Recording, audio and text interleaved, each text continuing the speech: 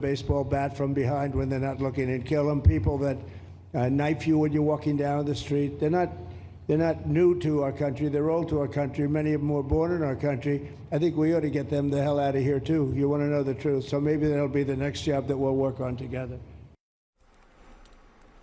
Now, keep in mind, the DOJ is also now threatening to strip naturalized citizens of their legal status for committing certain crimes. All of this comes as Trump is touting the opening of what he's calling Alligator Alcatraz, an immigration facility surrounded by swamp and predators that holds 3,000 people. Republicans are touting it as low cost, complete with water, sewage, and power. And critics Trump watches too many comic book movies. Call it inhumane. Despite all the sort of theater of the Alligator Alcatraz of it all, Trump's comments today were really stunning, honestly. American citizens, he's talking about people who were born here and threatening to, put them in a deportation facility, deport them, take away their citizenship. What are we talking about here? I mean, he even talked, I think, when he was with the El Salvadorian president about needing more prisons there for things like this. I mean, it's beyond, if you were to make a list of outrageous things Donald Trump was going to do, I don't think this would even have made it on the list. It is so just crazy. But the thing is that crazy things that Donald Trump says come to fruition. He will just do whatever he thinks. And now that this is in his mind, it's truly frightening that he might actually move forward and try to make a penalty for a crime being deportation for people who were born in this country. Well, it's not being deported and dropped off. I think what he has raised is the idea that we'll house some prisoners in a prison in another country. Now, I have no idea whether this is legal or constitutional. It's not legal or constitutional. And I'm sure that'll be debated out, and if it's not, then it won't happen. But what he is saying is, if you have extremely violent populations that need to be housed in a prison somewhere, what's the difference between housing them in a prison here or there? Other than the debate, I guess, over the legality of it, but that's what he has been raising. Other than a pesky little thing called the law. And I mean, I don't think I saw it. Would I saw the the update. United States be able to deport American citizens to the jurisdiction Some of a people be getting away foreign with, country, even murder for committing crimes? days. I don't know. Like I said, I don't know what the legality of it is. I don't know if the Department of Justice has issued a memo on it. Just for the purposes of this conversation tonight, what his point was, if you have extremely violent populations that need to be warehoused in a prison, he raised the idea of putting them in a prison. We deal with extremely violent populations just fine. I just think that I don't think you can I don't think you can avoid what Alligator Alcatraz is. I mean, I don't think you can just turn a blind eye to it. I think it's anti-American. I think the fact that you're going to have individuals and populations in there that are stacked on top of each other, many of whom without due process. It's definitely crazy. I think that Diddy most likely he got off because a lot of the things that what really instigated everybody's like outrage was the Cassie video, but that statute of limitations, they couldn't really get him for that. So all they had was this, and it was difficult to prove otherwise. The biggest reason I believe because nobody believes that victims can be like manipulated. Cassie's story was pretty much thrown out. That entire thing, like it for me, it was like Cassie's telling you that she was abused the majority of a relationship and then coerced into performing these sexual acts. Nobody, and because she's a woman and we exist in a patriarchy, men are immediately there are going to be people on the internet to be like, I don't believe that. I think you enjoyed that. There is literally victims out there who can tell you that they've been abused for so long that they actually started to look at it as a norm. You can beat something into somebody, even beating somebody into believing something for a very, very long time. Of course, it's going to look like it's going to look natural as if it's something that they do normally because they've been abused. They've been made to believe that. I mean, like, this is propaganda. Why do we think terrorists are promised and said are manipulated to believing something good is going to happen if you commit a heinous act? They're manipulated into believing this, but nobody wants to believe it. No, it wasn't going to stick. We have to remember what society we live in. Cash rules everything around me.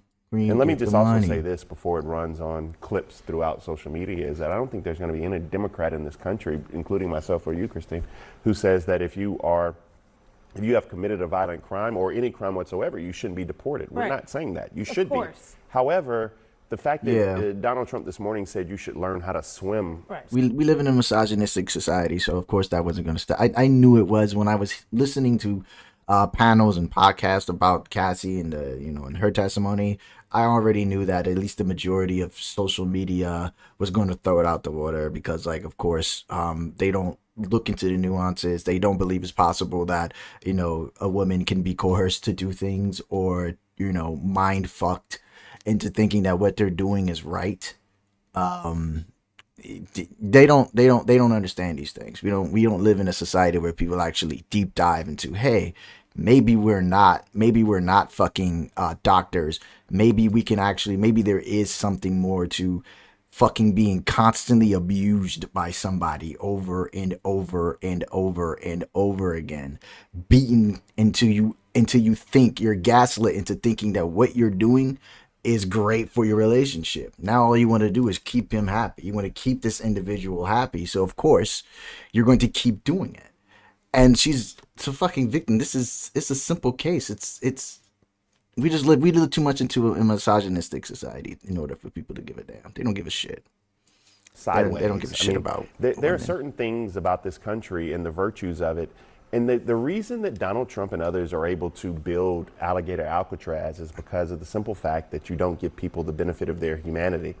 I also think that, look, if we want to have a conversation What? about who belongs where, when, how, and whether or not Oh, why is it?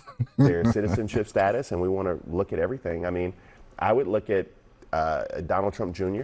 That's because it is kind of like a work shirt in a sense. But not in a sense, because all my clothes are currently in the washing machine because I'm washing my clothes like a normal person.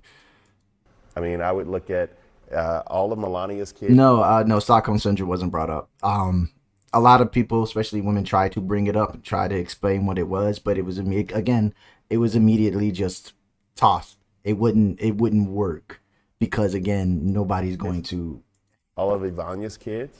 I mean, let's just have a full conversation over who It's a belongs broken here, how system. do they get here, their citizenship status. Let's just have a full discussion about all of it.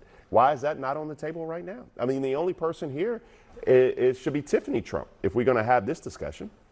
Can I ask you, Pete, to respond to what Bakari said about the humanity of it all?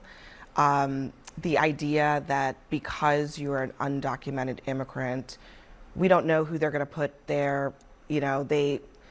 We already know that a lot of the people that they're detaining don't have criminal records. Where is the humanity, and what place does it have in this conversation?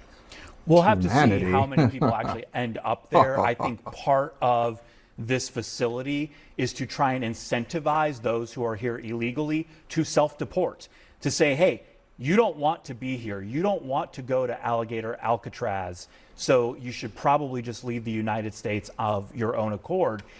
The DOJ. There's a fucking reason why people come to the United States. Like, why don't they have? There's a reason. They're trying to get away from shit that's harmful. Like, you want them to go back. You're going to give them self-deport. Give them $1,000 to go back into a place where it's fucking worse to live in than. They're trying to excuse this bullshit. This is fucking unconstitutional. How are you going to build a fucking death camp in fucking Florida? If you look at what they built, like the average two or three things are going to happen. You're going to put immigrants in those prisons or in that death camp, in that concentration camp, and then a fucking hurricane or tornado or whatever the fuck come hurricane season is going to flood the fuck out that bitch because of where it is. They don't think about that shit. Now you're going to drown people who are in those fucking in that fucking facility. It's inhumane. There was a reason they shut down Alcatraz. I mean, there's numerous reasons why they shut down Alcatraz.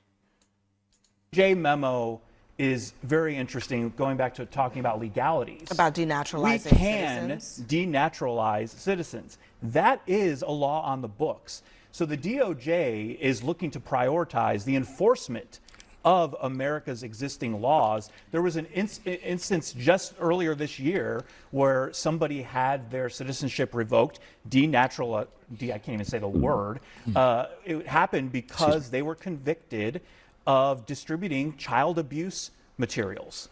Yeah, it's something that can happen. It is something that can happen, but it's something that is relatively rare and is usually reserved for things like what you're describing there. But one of the things that's interesting about that memo is that it says, in addition to heinous crimes, right? I'm not sure there's a lot of dispute about the But even I don't think that law should apply to denaturalize. I still think that's not it's not patriotic. You can't, if somebody went through the process and they are now naturalized citizens, they should be treated as such. So if they are committing crimes like distributing CA, right? If they are distributing that, then they should be tried, they should be judged, and they should be imprisoned. Here, they shouldn't be deported. I don't think that's why I think we need to stop before this shit gets out of hand. We shouldn't be like, oh, okay, well, if they're denatural, we can just take away shit from people, because it's not going to stop there. It's going to keep going. the code and what it says about crimes being a case for denaturalization. But it also says cases referred by a U.S. Attorney's Office in connection with pending criminal charges if those charges do not fit within one of the other priorities. So that's basically any crime. But- Maybe you're caught with The language- marijuana. I Maybe you're admit, caught with the marijuana. language That's is a any little crime. loosey-goosey. Number 10. Any other cases referred to the civil division that the division determines to be sufficiently important to pursue. So I think when people look at this, they look at this as a carte blanche. Yeah, it's totally to subjective. just say, Zohran Mamdani, you're a naturalized citizen. You're a high priority for us. We'll take it away. Right. What are the guardrails here? The And courts. you just said it's a little loosey-goosey. This is not a good thing. Did he just say the courts? Did he not see what the fucking Supreme Court just did? They literally just nerfed the fucking courts when it comes to trying to stop the president from doing damn near anything.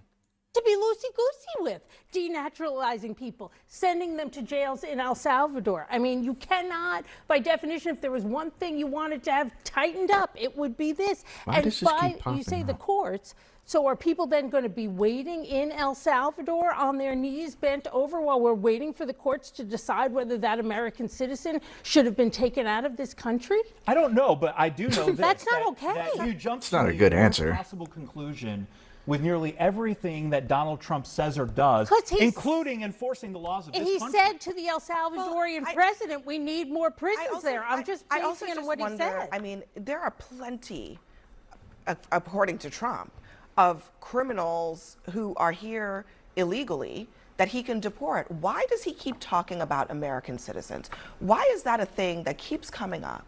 Denaturalizing people who have citizenship, who've gone through a process, it's an onerous process. It's not an easy thing to become a citizen of this country.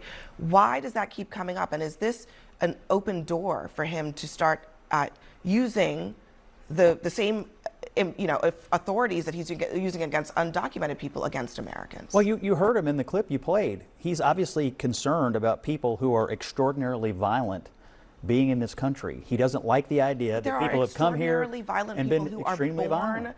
in this country. And he doesn't like them either. Yeah, well, they're born here. They're American citizens, and they have rights. So why I don't understand why he doesn't. Over the history of this country, you don't think that we've been dealing with extraordinarily violent people for a very long time? Yeah, he'd probably say under we're the not, law? we're not dealing with them tough enough. I mean, it's probably his view. I mean, you heard what he said. He does not like the idea that extremely violent populations are not dealt with in the toughest possible manner. That is basically his position. Last word, Bakar? No, I mean, I think this is exactly what it is. I mean, I think a lot of it's rooted in the words that people don't like around this table. It's rooted in a lot of xenophobia. It's rooted in a lot of bigotry. It is what it is. We should enforce the laws of this land. However, what we're doing right now, I'll go back to what I said at the beginning, is completely anti-American. I mean, the fact, simply because you are looking for a better life, and yes, we want to deport, and I want to be extremely clear, people who commit a crime, violent or not, no one is arguing that point with you. But Alligator Alcatraz is the most un-American thing I've seen probably since last week. All right, guys. Next for us, the president says he would arrest New York City's Democratic mayoral candidate and calls him a communist. We're going to discuss that next.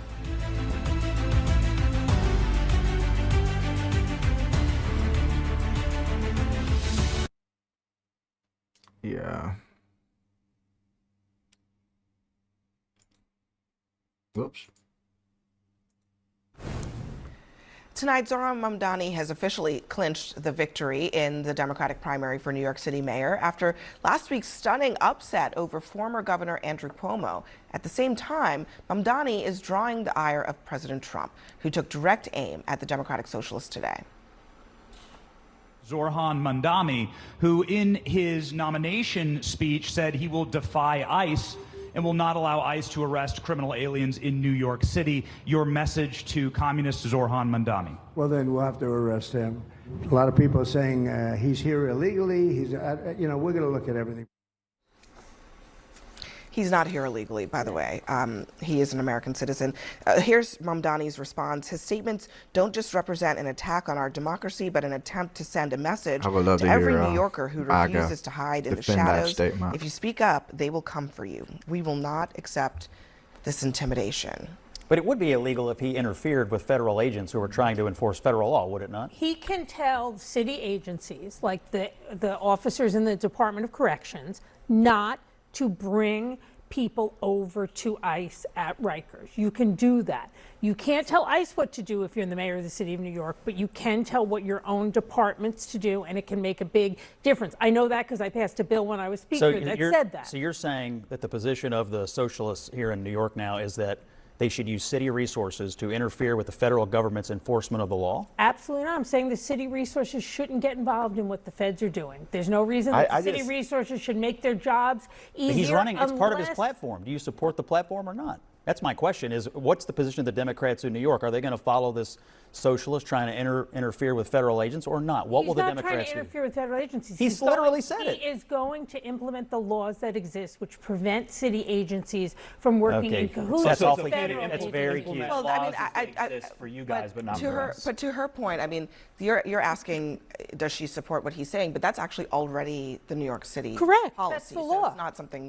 That he's But I mean, I don't. Listen, I know. I'm love, just saying, like, I mean, I get you're it. acting as if this is like breaking new ground. It's He- not it's because literally part of his Democrats in New campaign. York I already. get it. I get it. I know, but I'm saying Democrats in New York already endorsed this because Yeah, this is it's the been policy. passed Okay, so twice. just the clear position. So what you're saying is the position of the Democrats in New York is to interfere with the federal government when it comes to enforcing federal immigration law. No, what the that's position, that's the existing position is not to roll out the red carpet for ICE. Why? That is the position. It's Why the shouldn't laws. federal law be enforced in New York just like everywhere else? The city of New York has the right as a sanctuary city to say we're not going to, in Rikers, allow ICE to set up a table, which they used to do, and walk The most, people over the to most, them. the It's most the law. amazing thing about this discussion is that you have people like Frank Scott, right, who's the mayor of Little Rock, Arkansas, and you have people like Randall Wolf, who's the mayor of Birmingham, Alabama, who are cities and capital cities of great southern states who've reduced their crime by 50%, who are the future of the Democratic Party. You have people like Abigail Spanberger. You have people like Mikey Sherrill,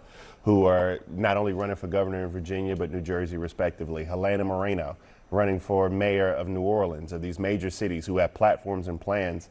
I love how Republicans have actually just kind of, and Democrats, respectfully, in New York have kind of galvanized and said that the world revolves around us. Well, it does. I'm going to the barbershop on Thursday, and my barber does not care. I need a tape up, I know, but my barber Tremaine does not care about who the mayor of New York City is. He simply does not. Listen, And comrade, it's an important city. Can you not touch me? Can you not touch me? I was waiting on Your that. I thoughts was on this? waiting on that. I mean, we glossed over the fact that Trump threatened to arrest him and called him deport him. illegal, but that's, I guess just another day. Yeah, well, and I should point out this whole, he says that he's a democratic socialist. Yeah. He's a socialist, I'll be kind. But That is the thing. I have seen that a lot of local, man, a lot of law enforcements have already agreed to this. So, good luck. calling him a communist is not far off base when he talks about seizing the means of production. That is a communist party plank. He is talking about doing that. So I don't have any problem with calling him what he is. And I don't have any problem calling Donald Trump a felon or charged with rape or the fact that he doesn't pay his vendors or the fact that he's racist because he illegally And that's fine. This discriminated is against when black he people. was So I don't have any reelected, problem. so to be And you're president. right. And I you know mean, what? You all of can those- have a Democratic socialist elected as mayor of New York City. No, you He's agree right. that he is a communist then? He's not a He's a communist. socialist. He said seize the means of production. He's a socialist. He is not a communist. I'm not a He's socialist, but he literally calls using, himself. he's using the language of the Bolsheviks, is he not? He That's is no, not a he's not. He's Where a does the socialist, not a captions come communist. from? He's We gotta the get rid of means the of production. captions. That's called socialism, Well, not actually, no. communism. Use You're that putting- the USSR all right. and Stone Those are Dormer different debaters. things, That's where you though. hear I mean, that like, stuff. you understand Everyone they're coming up different, though. next. Tonight, with Donald Trump's mega bill one step closer to becoming law, he and Republicans are confronted about who it'll cost. There are Americans that are not going to be advantaged by this bill. Plus, the self-proclaimed free speech president looks to punish those who dared to exercise it, including his famous ex. Doge is the monster that might have to go back and eat Elon. Also, look over here, That's there, funny. anywhere. The president tries distraction techniques with cages, Crocs, and a threat to deport U.S. citizens. We ought to get them there. I think, like I said, I think Donald Trump watches too many movies. Did he? I think he purposely took those alligators and literally put them around there. If that's true, if they're literally surrounding that prison right now or that concentration camp, he literally put those those alligators there. It's disgusting. He watches too many movies. I know because I watch a lot of Marvel movies. I've seen that shit before. It's crazy. Oh yeah, I brought it.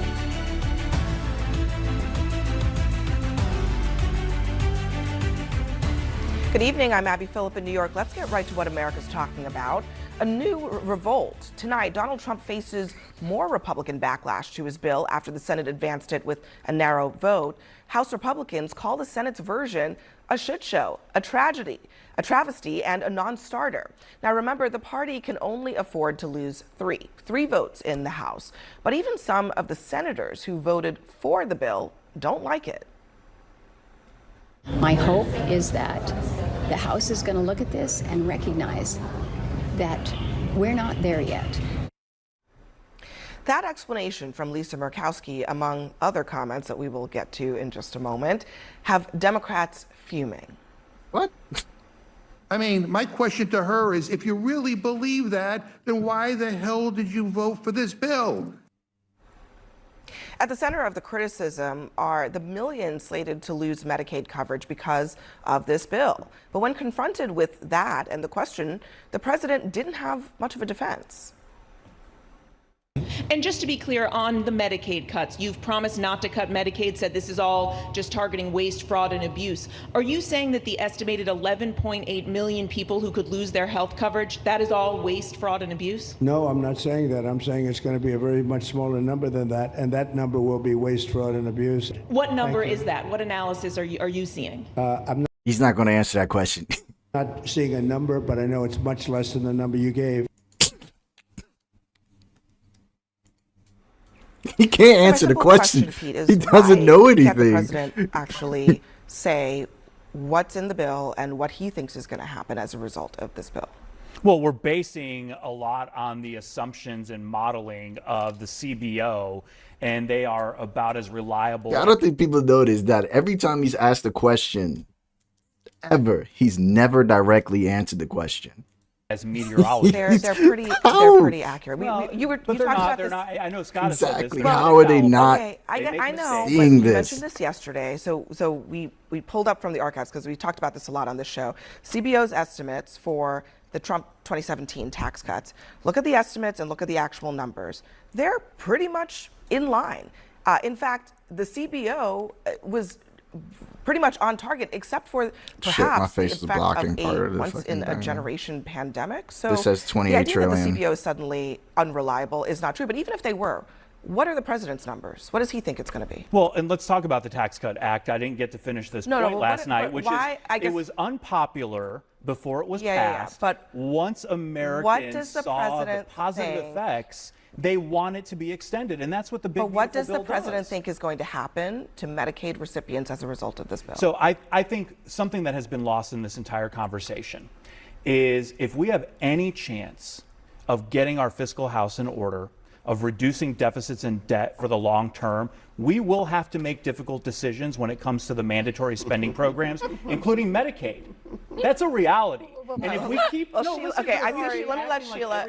Let me let Sheila in. We're never going to get anything she's chuckling over there. Well, it's hard to know where to begin, but I mean, everyone agrees that this bill is not going to reduce our fiscal problems. It's massively adding to the deficit. That's not true that everyone agrees. By $3 trillion. It cuts more than $1 trillion. Well, based on fake math And that you adds guys three are because peddling. you believe that Facts. our money earned is the property Research? No, it's because that is the Literally problem with the bill. using I mean, Google? you can say that Tax cuts Absolutely don't cost not. anything. You I can say, reject you that. can say, first of all, you can say that it doesn't matter. Trust me, That's bro, it's your better. opinion. Trust but me, the bro, fact of the matter is search that engine. the deficits, this is not just according to me, this is according to the CBO. You can ask Chip Roy, you can ask Rand Paul, you can ask all these different people, Republicans, Tom Tillis. It adds to the deficit. It does nothing to reduce the liabilities that the government has to pay. And you're pointing that to a couple of Republicans when 94% of the caucus voted for the bill. I'm just saying Thank you. that the Appreciate it. Republicans Appreciate it. of 10 years ago would have said that the debt and the deficit are the two existential problems that are facing this nation. And if you don't address them, our children are going to pay, and you're going to set the country on a cliff to oblivion. I mean, that was the argument of Republicans. Where has that gone? Well, I don't think these things are mutually exclusive. I think you can cut taxes or make the tax cuts permanent and add other tax cuts for working class Americans. I think you can do necessary welfare reform. I think you can. Got to stay fresh for that very, very, very, very special lady in my life, you know? Invest in the southern border and border security, which this bill is doing. And then you can also pay attention to spending. Now, Pete's right. I mean, if some of this bill doesn't get to the mandatory spending, and ultimately of the federal budget right now, like 21% of it is discretionary and the rest is just mandatory spending. So you got to tackle that down the road. This isn't a spending bill. It's a reconciliation bill, and it's largely a tax bill that makes the tax cuts permanent, adds tax cuts for working class Americans. On the Medicaid piece, though, there's obviously going to be a big debate about this. I mean, there are like almost 5 million able-bodied people on Medicaid who simply choose not to work. They spend 6 hours a day socializing and watching television, and if you can't get off grandma's couch and work, I don't want to pay for your welfare. I don't know where you're getting those numbers from. CBO says there are 5 million Americans who are sitting on their couch watching television and taking Regardless, this kicked 17 that you just cited. This kicked 17 million people off of. False. That 17 million people. The numbers that we have. Well, give me the numbers that you just so that we're all on the same page. Level set it from the Let's same level number. set. The numbers that we have, the Senate version, 11.8 million people left uninsured by 2034. The House version is 10.9 million. So the Senate version is a little bit more aggressive but I than think the House version. I think that there are a few things. There are a few things, and we've really spoken on a very high level here. But let's just get in the weeds. There are people who are going to be kicked off their health care when this bill passes and when this bill is signed into law. That's a fact. I don't think And I've that seen Sandman. Republicans have done a great job of kind of needling this theory that they're able-bodied people, that they're people who are just obese, sitting in their grandmother's basement, playing PlayStation, eating Cheerios off their stomach. That's not the case. Right. What happens in this country is you actually have the working poor. You have people in this country who work day in and day out, who make our lives a much better place, who work 40, 50, 60 hours, who still fall in that gap because there are certain states that haven't even expanded Medicaid. But what we're doing is we're contracting that. What we're doing is saying these people don't have access to that health care. And the irony in that entire discussion is that, yes, Republicans, and this is what frustrates me about my own party, about Democrats, because we're ass backwards. Like, we're terrible at this. You had Peter Thiel, you had Elon Musk, and you had Jeff Bezos standing behind Donald Trump at the inauguration. And we are literally cutting from poor people, those same people I'm talking about, those women, those children, those pregnant women, and we're giving the people who are standing behind Donald Trump a tax break, and Democrats can't figure out how to message this. And let me tell you, what I do for a living is work with homeless families. It's going to be difficult for a Democrat to message anything until midterms. You have to use it as homeless like women a and their children. campaign. And those women want to work. over half of They will them, not lose any benefits. That is simply not true. They will not. It is simply not true. We will have women and children who will lose their coverage while they're simultaneously having their food stamps, SNAP benefits cut back. And one of the categories of people who will get less SNAP benefits are domestic violence survivors. So this isn't even just a one whack. It is a 1-2 punch at working poor. And right now, the face of the homeless in New York, in this country and in New York, are working women, and they are going to be terrible. I agree. I'm not necessarily, I believe he's a socialist, but like I agree. They do need more candidates like Zoran. I can't pronounce the name correctly, but they do need more candidates that are actively posting and defying orders from he's just a mayor. Just a mayor. And like if he's shown bigger balls than a lot of the people who are currently senators, governors, congressmen. Like, more people like them. Affected by this. There are not 12 million people who are undocumented or waste, fraud, and abuse. Can I ask a it question? doesn't happen. Can I just I ask a question that I think that many people watching will ask is why can we not do this piece and parcel? Like why can't we bring up a bill that says that we're going to protect our southern border? And then, because we've talked about that for years. I mean, we actually had Marco Rubio and Chuck Schumer on the same page about immigration reform. And then why can't we actually have a bill to reform some of the entitlements that we want to? And then why can't we have a bill that does X? I mean, so because I'll I want to hear the answer. Explanation. The way that this bill is structured is that you need to take from some pockets of money, let's call it Medicaid and SNAP, in order to pay for the tax cut. I've been thinking about this argument all day. I'm going to bring Sheila in on this because this is super important. I mean, you talked about working in middle class people, This is what Abby's they're show. getting out of this bill, Scott. But this is the Institute on Taxation and Economic Policy. The lion's share of benefit from this tax bill goes to the wealthiest. $64,000 if you make more than $900,000 a year. If you are in the lowest part of the economic spectrum, the poorest 20%, the second poorest 20%, you're looking at less than $1,000 annually from this bill. I mean, it's pretty significant.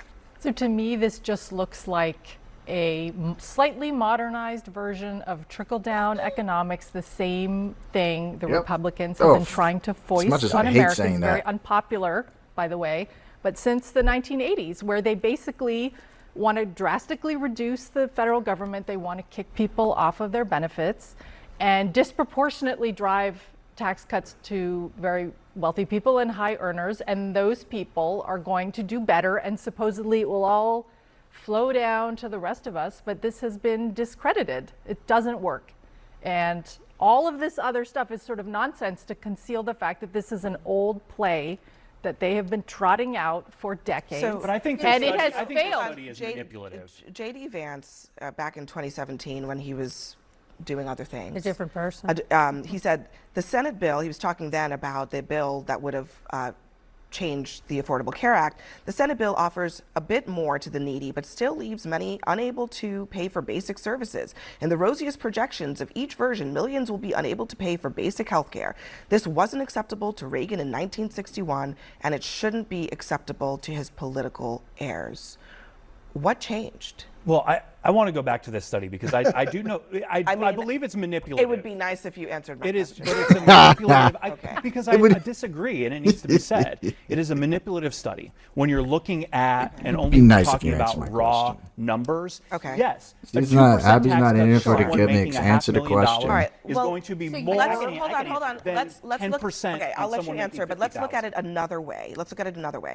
The share of tax cuts in this bill, 69% of it goes to the richest 20% of Americans. You can't refute that. 1% of the tax cuts in this bill go to the poorest 20%.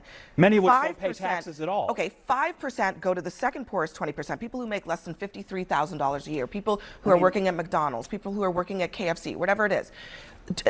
Middle class people, okay, $53,000 to $92,000 a year. they are taking home just 10% of the benefit of this bill. 10%. And yet by 2 to of the 1 lion's margin, share, Americans in want terms it of the extended. number, in the most recent- But hold on, in terms of the number of people in this country, right? The people, the huge sums of people who make less than $100,000 a year cumulatively are taking home less than 16% of the value of this bill in terms of tax cuts. And you keep Nobody is saying disputing Americans want that. In the most recent CNN poll, about 49% of Americans were opposed to the big, beautiful bill. So it is not 2 to 1 But that not to Americans tax want cuts it. being But it's extended. all one thing. It's Look, the big, beautiful look, bill, and they are against it. 49%. Scott, on the JD Vance of it all. Yes. Look, I'll tell you what has changed.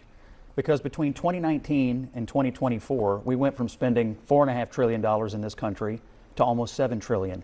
And during that same time period, we now spend 50% more on the Medicaid program over a 5-year period. Ultimately, the rate of growth in our federal budget and in this particular He's going to try to exclude, he forgets who also paid a very, very big part in deficit or trillion deficit spending at that program time. Is not sustainable. It is not politically unpopular to say we don't think illegal immigrants should be getting welfare benefits. It's not politically unpopular to say, why does someone who works for a living have to get up and go fight for what they get, but somebody who won't get off grandma's couch won't? These are things Republicans can That doesn't make any fucking sense. That's such an elitist fucking take.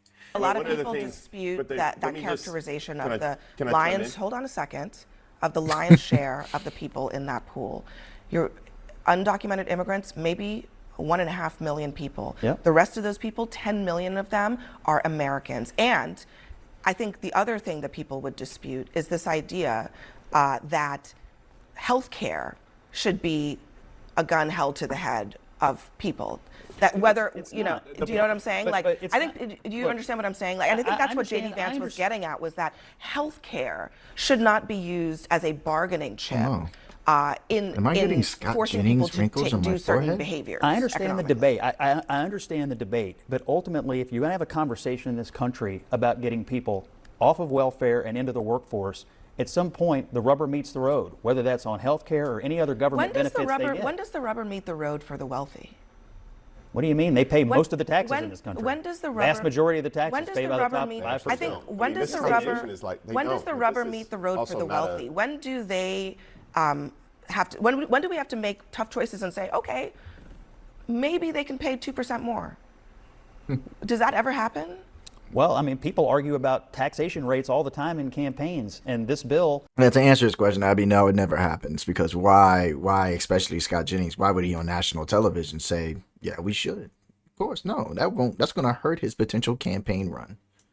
I mean, the wealthy still pay the top rate in this country. That conversation did not happen with Republicans. Bakari, last word.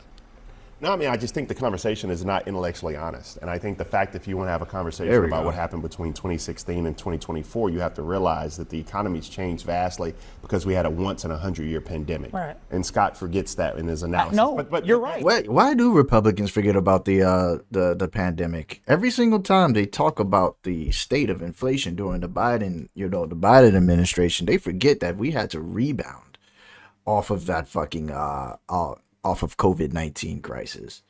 There was a tremendous rebound. I think we rebounded the best out of all of the other countries. Biden was a president who helped rebound that. I mean, we got to give him some sort of credit. But why didn't we bring spending down when it ended? But also, we didn't bring spending down when it ended. Also, actually, did you forget that it ended? Spending actually went up under Donald because Trump. of the pandemic. You're right. Why didn't it come back down under Biden? Why didn't it come down? It was a recovery, Scott. Is it because it was a recovery? We were in recovery. No, that is still going on. Are you still sick? No, what I'm also saying is that there are. I guess it's really, really funny, Scott Jennings, that people who've actually died from COVID-19, that's a really funny joke. You got long COVID? $4 trillion you're adding to the deficit. So I can have long COVID, short COVID, medium COVID. Your party's adding $4 trillion to the deficit right now. You don't have, but also my only point is that we are pissing on the poor on this show. And my only point is that there are people called the working poor. Right. There are people that are not just avoiding work because they want to. There are people who are working hard who still cannot afford things like health care. They won't lose benefits. Let's put a pin in that conversation. Up next for us, Donald Trump. Melanie, a lot happening this hour. Does Speaker Johnson think he has the votes? And who's going to this White House meeting?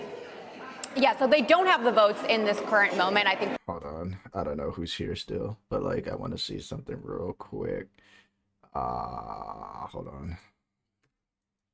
Let me search for. This is for. I saw this and I just wanted to share it real quick. Trump. What is it?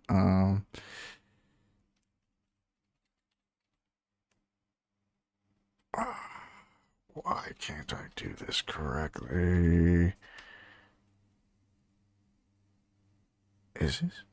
No, this is too broad. Hold on, wait. I just want to show something real quick. I can't fucking see. Oh, I fucked up my thing. Hold on. Nobody told me. I messed that up.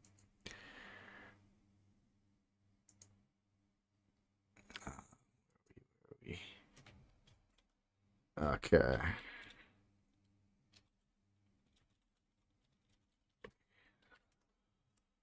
Hey, Mario.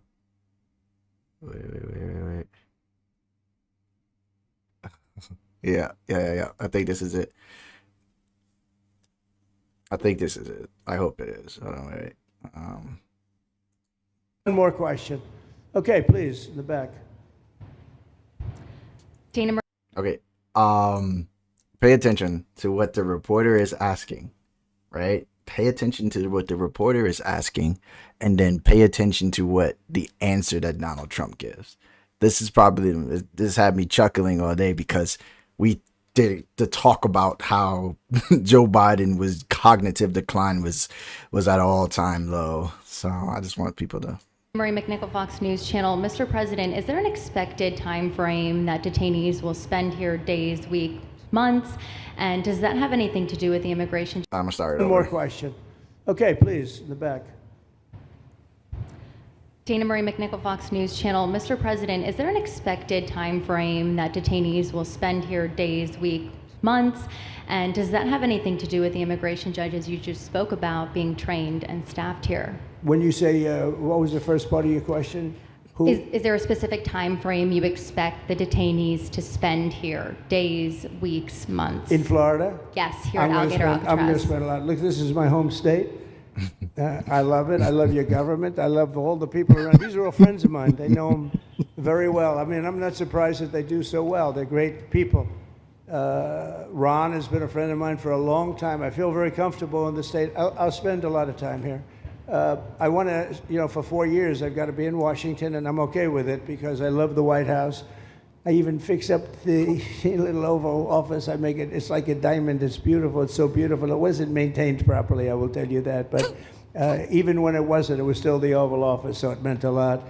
But I'll spend as much time as I can here. My vacation is generally here because it's convenient. I live in Palm Beach. It's my home.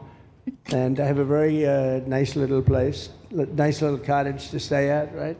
But we have a lot of fun. Shit. And I'm a big contributor to Florida, pay a lot of tax. And a lot of people move from New York, and I don't know what New York is going to do. A lot of people moved to Florida from New York, and it was for a lot of reasons, but one of them was taxes. The taxes are so high in New York, they're leaving. I don't know what New York's going to do about that, because some of the biggest, wealthiest people and some of the people that pay the most taxes of any people anywhere in the world, for that matter, they're moving to Florida and other places. So we're going to have to help some of these states out, I think. But thank you very much. I'll be here as much as I can. Very nice question. With that, I'd like to just end by saying I want to thank Ron and James and all of the people that have done such a great job, all of your staff. Really fantastic work. And it really started with site selection. You can do it. Okay. All right. I'm sorry. That had me laughing all day. So basically, the reporter asked him specifically, she asked him specifically, how long are the immigrants, undocumented immigrants, going to be staying in the new, concentration camp that they built in Florida? Then he goes on, I guess he misinterpreted her question, even though he said immigrants, undocumented immigrants, right? He interpreted it as, how long are you going to be in Florida, Mr. President? And he goes on a fucking long ass rant. about how he loves it down here and he, you know, bullshit. I golf, my friends, you know, circle, whatever, fucking white nationalist party. I don't know.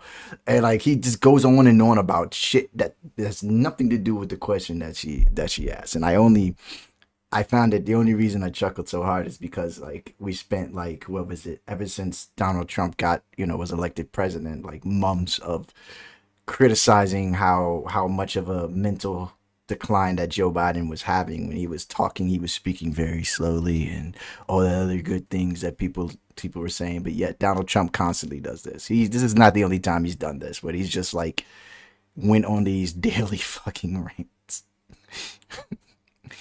You know, but, you know, nobody's ever going to question that. How dare we? We will never question Donald Trump's mental decline or lack thereof. Sheesh. It's hilarious. No, he doesn't know. He doesn't know anything. He doesn't know a damn thing. And that's why I'm still so fucking surprised that actually, I'm not surprised that he became the president of the United States. Looking at the state of events of America, and like, but I'm just surprised that, you know, people aren't seeing the stupidity, and even if he has the ability, would probably elect him for a third time if they could. Yeah. Oh, yeah. I'm gonna end the stream here. Yeah, I don't have. What the hell is this? Yep. Nope. Not even gonna open that up. I'll check that tomorrow. All right.